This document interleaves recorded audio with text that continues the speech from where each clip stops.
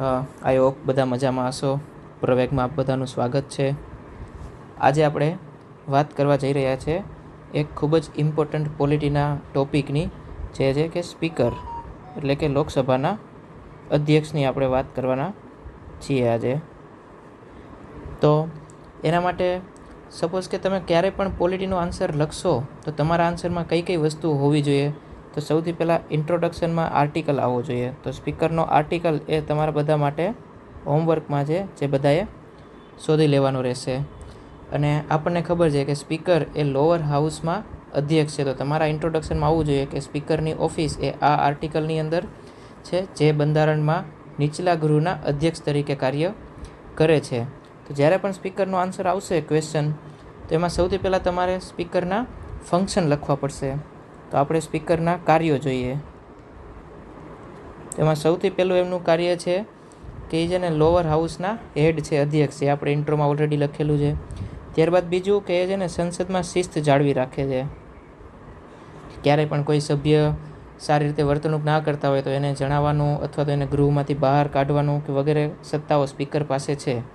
ત્યારબાદ કે છે ને પાર્લામેન્ટનું જે બિઝનેસ છે એને વધુ સારું એફિશિયન્ટ રીતે ચલાવશે, કે મોશન અને બિલને ઇન્ટ્રોડ્યુસ કરવાની પરવાનગી આપશે વગેરે.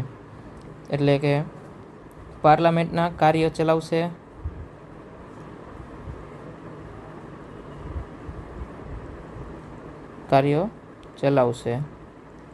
પછી ત્રીજું એનું ફંક્શન છે કે છે ને principal spokes person of the house છે. એટલે કે હાઉસમાં ક્યારે પણ કાંઈ વાત કરવાની હશે તો તમારે સૌથી પહેલાં સ્પીકરને આપવું પડશે. કોઈ પણ પર્સનની વિરુદ્ધ તમારે કાંઈ મોશન લાવ્યું હોય તો તમારે સ્પીકરની મંજૂરીથી લાવવી પડશે. એટલે કે પ્રિન્સિપલ સ્પોક પર્સન છે.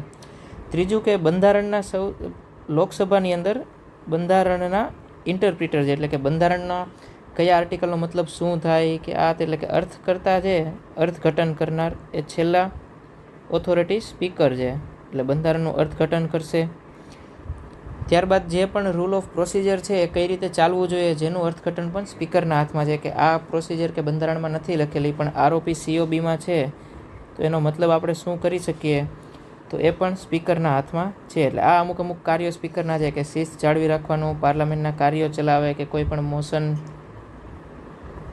કે એવું કંઈ આવે તેને ઇન્ટ્રોડક્શન કરવાના. પછી બંધારણનું અર્થઘટન કરશે, આરઓપી સીઓબીના કાર્યો. પછી શું કહેવાય કે જ્યારે પણ 52માં સુધારાની અંદર જે પક્ષ પલટાનો કાયદો છે, તો કોઈ પણ વ્યક્તિને ગેરલાયક ઠેરવવો કે નહીં, તો એની અંતિમ સત્તા કોણ છે? સ્પીકર પાસે છે. એટલે આ અમુક થઈ ગયા અત્યાર સુધીના સ્પીકરના કાર્યો. હવે જનરલી એક્ઝામની અંદર એ લોકો સ્પીકરના કાર્યો પૂછવાના ચાન્સ ઓછા હોય છે, એટલે આપણે એ ટૂંકમાં જ જણાવવાના રહેશે. ક્વેશ્ચન એવો આવશે કે સ્પીકરની પોસ્ટમાં ઘણા બધા પડકારો રહેલા છે, અથવા તો સ્પીકર અત્યારે ઘણી બધી વાર ન્યૂઝમાં જોવા મળે છે, તો કયા કારણોથી, તો વગેરે. તો આપણે જોઈએ કે સ્પીકર અત્યારે શું ચેલેન્જીસ છે, કે કઈ કોન્ટ્રોવર્સી છે, એટલે કે આપણે એના પડકારો જોઈશું. અથવા તો આ જે અધ્યક્ષ છે એની ઓફિસની સાથે જોડાયેલા પડકારો, અથવા તો એ કેમ આજકાલ ચર્ચામાં બહુ છે, તો આપણે એની વાત કરીશું. તો સૌથી પહેલું તો એન્ટી ડિફેક્શન લો, એટલે કે પક્ષ પલટાનો કાયદો છે. તો એના આધારે ઘણીવાર સ્પીકર એવું, ઘણા જે એક્સપર્ટ છે એવું કહે છે કે કોઈ પણ સ્પીકર છે તો એની પાર્ટી વિરુદ્ધના લોકો સામે જલ્દી પક્ષ પલટાનો ચુકાદો નથી આપતા, જ્યારે બીજા લોકો બીજી પાર્ટીના વિરુદ્ધ પક્ષ પલટાનો ચુકાદો જલ્દી આપી દેતા હોય છે. એટલે આજે જે સ્પીકર છે ને પક્ષપાત કરતા હોય છે પક્ષ પલટામાં, એવી એક ચર્ચા થતી હોય છે. અને એને ધ્યાનમાં લઈને સુપ્રીમ કોર્ટે પણ કહ્યું છે, કિહોતો હોલોહાન કેસ, જે તમારે વેલ્યુ એડિશન છે, જે તમારે લખવો પડશે. આ કેસમાં સુપ્રીમ કોર્ટે કીધું છે કે સ્પીકર જો એના મનમાં મલિનતા હશે અને આવો કોઈ નિર્ણય લેશે તો એ સુપ્રીમ કોર્ટમાં પડકારી શકાશે. એટલે આ કેસ કિહોતો હોલોહાન છે એ તમારે યાદ રાખવાનો રહેશે, કે સ્પીકરના કાર્યમાં જે પક્ષ પલટાનો જે કાર્ય છે એમાં સુપ્રીમ કોર્ટની અંદર પડકારી શકાશે, પણ ક્યારે? કે જો એ નિર્ણયની અંદર કોઈ મલિનતા રહેલી હોય તો. એટલે એક જે પડકાર છે અથવા તો ચર્ચામાં રહેલો છે એક મુદ્દો આ છે કે 52માં સુધારા અંતર્ગત. બીજો સુધારો છે કે જે ને પોલિટિકલ એક્ટિવિઝમ, એટલે કે રાજકીય રીતે છે ને એક્ટિવ વ્યક્તિ હોય છે, રાજકીય સક્રિય વ્યક્તિ હોય છે. હવે જો આપણે બ્રિટનનો સ્પીકર જોઈએ, એટલે કે બ્રિટનની પાર્લામેન્ટમાં, કે જ્યાંથી ભારતનું પાર્લામેન્ટરી મોડેલ આવેલું છે, તો બ્રિટનમાં કેવું હોય છે કે જે વ્યક્તિ સ્પીકર બની જાય છે એ પોતાની પાર્ટીમાંથી રાજીનામું આપી દે છે. પરંતુ ભારતની અંદર એવું જોવા મળતું નથી. એટલે ઘણીવાર સ્પીકર છે ને પોતાની પાર્ટી માટે લોયલ રહેતા હોય છે અને એને અનુલક્ષીને નિર્ણય લેતા હોય છે. એટલે એક પડકાર આ પણ છે કે રાજકીય રીતે સક્રિય વ્યક્તિ હોય છે. પછી મની બિલ ઉપર છે ને ફાઇનલ ડિસિઝન એ સ્પીકરનું હોય છે. એટલે કે જ્યારે નાણાં બિલ હોય છે, નાણાં ખરડો, તો નાણાં ખરડાની અંતિમ સત્તા છે ને સ્પીકર પાસે હોય છે. આ ચર્ચાનો વિષય નથી, પણ આની અંદરની જે સત્તા છે એનો દુરુપયોગ ઘણીવાર થાય છે ને એ છે. જેમ કે આ 2014-15ના વર્ષમાં છે ને જ્યારે આધાર કાર્ડ બિલ આવેલું હતું, તો આધાર કાર્ડ બિલને સ્પીકરે છે ને નાણાં ખરડાની અંદર ઉમેરી અને પછી સંસદમાંથી પાસ કરાવી દીધું. કેમ કે નાણાં બિલને છે ને હરાવવું એ થોડું અઘરું પડતું હોય છે. એટલે એવા ઘણીવાર એવા બિલ હોય છે કે જે સંસદ છે ને ડાયરેક્ટલી જે રૂલિંગ પાર્ટી છે એ સંસદમાં ના લાવી શકે, તો એ બજેટની અંદરથી પસાર કરાવતા હોય છે. આ પણ એક ચર્ચાનો વિષય રહેલો છે.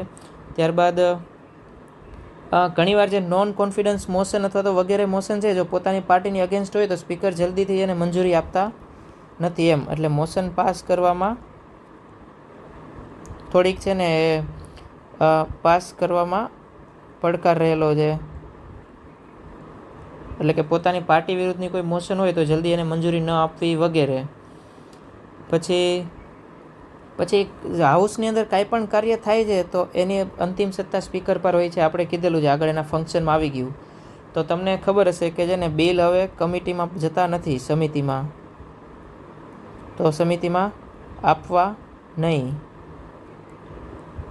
તો આનો એક ડેટા પણ છે. જેમ કે 16મી લોકસભામાં છે ને 71% બિલ એ સંસદીય સમિતિને આપવામાં આવ્યા હતા, જ્યારે 18મી 19મી સંસદમાં 16% બિલ, 27% બિલ જ ખાલી સંસદીય સમિતિને આપે છે.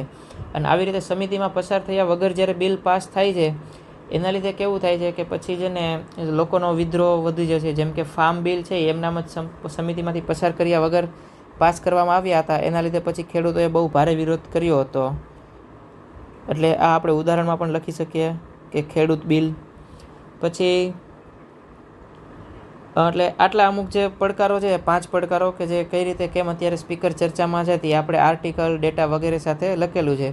જો એક્ઝામમાં તમારે યાદ રાખવાનું કે તમારા એક્ઝામની અંદર એક્ઝામ્પલ આવવું જોઈએ, જજમેન્ટ આવવું જોઈએ, ડેટા આવવો જોઈએ, તો બધા કરતાં તમને થોડુંક એજ મળશે. એટલે એ પણ તમારે ધ્યાન રાખવું પડશે. તો હવે એક્ઝામમાં જ્યારે પણ આપણી પાસે ચેલેન્જીસ પૂછેલા હશે, તો આપણે એનો સોલ્યુશન આપ્યા વગર જશું તો આપણો જવાબ અડધો ગણાશે. સાચી વાત? તો આપણે જ્યારે પણ એક્ઝામમાં એવું ખાલી પૂછેલું હોય કે તમે સ્પીકરના રોલ અને ચેલેન્જીસ જણાવો, અને આપણે શું કરવું જોઈએ એવું ના પૂછેલું હોય, તો પણ આપણે છે ને એનો વે ફોરવર્ડ જણાવીને જ આગળ જવું પડશે. બાકી તમને લોસ જઈ શકે છે. તો આપણે જોઈએ કે આગળની રાહ શું હોવી જોઈએ. આપણે એવું શું કરી શકીએ કે જેથી આ સ્પીકરની જે ઓફિસ છે એની બંધારણીય ગરિમા જળવાઈ શકે. તો આપણે આગળની રાહ વિશે ચર્ચા કરીએ. તો સૌ પ્રથમ તો કે રાજકીય સક્રિયતામાંથી રાજકીય નિષ્ક્રિયતા આપણે લાવી શકીએ. કે રાજકીય નિષ્ક્રિયતા, એનો મતલબ કેવો કે ધારો કે કોઈ પણ વ્યક્તિ છે, જેમ કે માનનીય ઓમ બિરલા છે, અત્યારે ભારતના સ્પીકર છે, તો એને જેવો સ્પીકર તરીકે ચૂંટવામાં આવે છે તો એ પોતાની પાર્ટીમાંથી રાજીનામું આપી દેશે.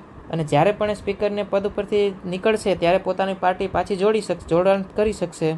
એટલે જ્યારે પણ એ પોસ્ટ ઉપર છે તો એ પોસ્ટ એક ન્યુટ્રલ, એટલે કે નિષ્ક્રિય હોવી જોઈએ રાજકીય રીતે. એટલે પછી એના દરેક નિર્ણય હશે એ વધુ સારા અને બિનપક્ષપાતી થઈ શકશે. એટલા માટે એટલે આપણે આ વે ફોરવર્ડ લખી શકીએ કે જ્યારે પણ સ્પીકર બનશે તો એ પછી બિનપક્ષપાત બની શકે. એટલે પોતાના પક્ષમાંથી એને રાજીનામું આપવું જોઈએ.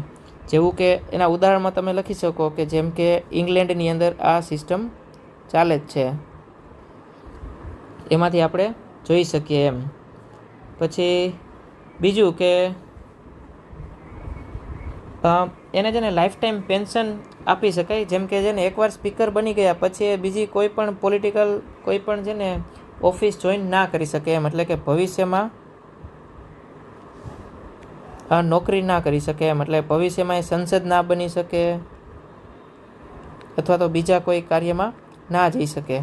પરંતુ એના માટે આપણે એક છૂટ રાખી શકીએ કે પ્રેસિડન્ટ અને વાઇસ પ્રેસિડન્ટ બની શકે, કારણ કે એ તો એના કરતાં ઉપરની પોસ્ટ છે. એટલે પ્રેસિડન્ટ અને વાઇસ પ્રેસિડન્ટ આ બે બની શકે, બાકીની કોઈ પણ રાજ્યમાં ચૂંટણી ના લડી શકે. જો એની ઉપરથી આપણે આવી રીતે વે ફ્રોડ અથવા તો આવા ચુકાદા લાવીશું તો સ્પીકર ઓટોમેટિક બિનપક્ષપાતી બની જશે.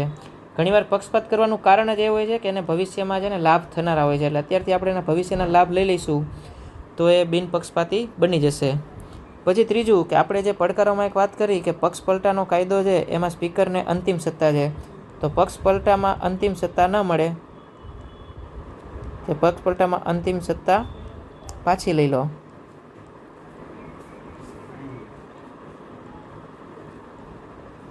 જો આપણે પક્ષ પલટાની અંતિમ સત્તા એમની પાછી ખેંચી લઈશું તો શું થશે કે સ્પીકર છે એ પોતાની પાર્ટી અને બીજાની પાર્ટી વચ્ચે છે ને પક્ષપાત નહીં કરી શકે. અને પક્ષ પલટાની તો એના માટે આપણે શું કરી શકીએ કે છે ને એક કમિટી બનાવી શકીએ, જેમ કે ખાલી સ્પીકર નહીં પણ જે 5 જે સિનિયર મેમ્બર છે એ લોકો નક્કી કરશે કે આ પક્ષ પલટો કહી શકાય કે ના કહી શકાય વગેરે. તો આનાથી ન્યુટ્રાલિટી આવશે, અથવા તો આપણે સુપ્રીમ કોર્ટના જજને પણ આ કમિટીમાં નાખી શકીએ. અને જો આવી રીતે કમિટી બનાવશું તો મને લાગે છે કે આમાં વધુ સારી રીતે નિષ્પક્ષ કાર્યવાહી થઈ શકશે. પછી ત્રીજું કે મની બિલ જ્યારે પણ આવે છે ઉપર, આપણે એક પડકાર મની બિલમાં જ્યારે વધારાના બિલ ઉમેરવામાં આવે છે એ પણ એક પડકાર છે. તો મની બિલની અંદર કોઈ પણ નવું બિલ ઉમેરવું છે તો એના માટે આપણે કમિટી બનાવવી પડશે. એટલે કે નવું બિલ ખાલી મની બિલમાં જે બંધારણમાં લખેલું છે કે કોઈ પણ ટેક્સ લાવવા કે કાઢવા કે વગેરે જે રૂપિયા રિલેટેડ વસ્તુઓ છે એ મની બિલમાં આવી શકે, પણ જો વધારાનું કોઈ પણ જે મની બિલના નામે લાવવું હોય તો એક કમિટીમાંથી પસાર કરવું જોઈએ કે ના આની અંદર બજેટરી વસ્તુ છે એટલે આ લાવવું પડશે. તો નવા બિલ માટે કમિટી આપણે બેસાડી શકીએ. પછી ત્રીજું પાંચમું કે એક્સેપ્ટન્સ ઓફ મોશન, એટલે કે આપણે કોઈ પણ જ્યારે વ્યક્તિ વિરુદ્ધ મોશન ઇન્ટ્રોડ્યુસ કરવામાં આવે છે તો સ્પીકર પાસે છે ને પેલી સત્તા હોય છે કે મોશનને હા પણ પાડી શકે અને ના પણ પાડી શકે. તો આપણી જે સત્તા છે કે જે એને ડિસ્ક્રિશન એ આપણે દૂર કરી શકીએ. એટલે મોશનમાં ડિસ્ક્રિશનને આપણે જે કહી શકાય કે દૂર કરી શકીએ એમ, એટલે કે એની જે મરજી દૂર કરી શકીએ. એટલે કે ધારો કે કોઈ પણ અપક્ષનો વ્યક્તિ હોય કે પોતાના પક્ષનો વ્યક્તિ હોય એને એ જો મોશન માટે આવશે તો સ્પીકરને હા પાડવી જ પડે એમ. એટલે મોશનમાં જેનું ડિસ્ક્રિશન છે એ આપણે દૂર કરી શકીએ. અને છેલ્લું કે પ્રિવિલેજીસ, તો ઘણીવાર સંસદમાં સ્પીકરની પોસ્ટ એટલા માટે ચર્ચામાં રહેતી હોય છે કે જે બીજા લોકો છે એમની પાસે પ્રિવિલેજીસ વધારે હોય છે અને જે સામેની પાર્ટી હોય છે એમના લોકોને પ્રિવિલેજીસ સારી રીતે યુઝ કરવા નથી મળતા. તો આપણે પ્રિવિલેજીસને છે ને કોડિફાઈ કરી શકીએ એમ, એટલે કે ઉતારી દેવાના એમ, કે પ્રિવિલેજીસને લખાણ કરી નાખીએ એમ. એટલે જે પણ પાર્લામેન્ટરી પ્રિવિલેજીસ છે એનું આપણે દસ્તાવેજીકરણ કરવાની જરૂર છે. એટલે શું થશે કે છે ને સ્પીકરને એક ગાઈડિંગ લાઇટ મળી જશે કે ચલો આ વસ્તુ ગુનો કરેલો છે તો આ પ્રિવિલેજીસમાં આવશે, આ નથી તો એ નહીં આવે. એટલે આપણે પ્રિવિલેજીસનું દસ્તાવેજીકરણ કરવાની જરૂર છે. જો આમ કરીશું તો શું થશે કે જે સ્પીકરની જે બંધારણીય ગરિમા છે એ જળવાશે અને ભારતીય બંધારણ છે ભારતીય સ્પીકરની એ આપણે લોકશાહીને જે કહેવાય છે કે લોકશાહી સંસદ છે એ લોકશાહીનું મંદિર છે, તો મંદિરની પવિત્રતા જળવાઈ રહેશે. આ રીતે કન્ક્લુડ કરી અને આપણે આપણો જવાબ પૂરો કરી શકીએ. હોપ આપને મજા આવી હશે. વધુ ટોપિક્સ માટે તમે પ્રવેગ અને સબસ્ક્રાઈબ કરશો અને તમારા મિત્રોને પણ શેર કરશો. Thank you.